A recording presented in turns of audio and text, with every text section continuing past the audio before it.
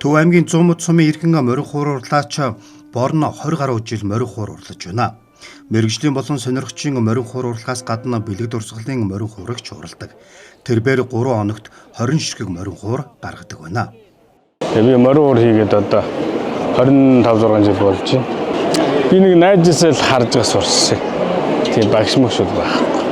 Тэгээд багадаа нэг жоохон модоор шийлээд юм уралдаг байсан. Тэгэд яг тасрахгүй одоо 26 жил болж байна. Тэгээд хүмүүс болоод эдгэрэг болоод ингээд сүгнэр гэж яриад байна. Одоо ингээд сурцсан бол энийг шууд тоглоно. Тийм тэгээ яг мэрэгжлийн хуур нь өөр л дөө. Тэгээ яг сүүл үед ингээд хүн бэлэг дурсгалаа болоод ингэж явдаг. Яг л нэг Монгол юмаа л энд бол дээрээс гадаад дотоод юм наасаа байхгүй.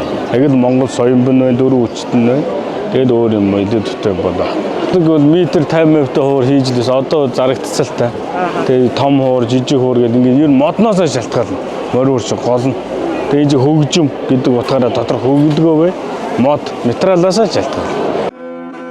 Морин хуурын үнийн хувьд нэг морин хуур нь 100 мянган төгрөгөөр худалдаалагддаг. 2 кг чихэрний мөнгөөр өв соёлын нэг хэсэг болсон морин хуурыг худалдан авах боломжтой байдаг талаар онцолж байсан юм а.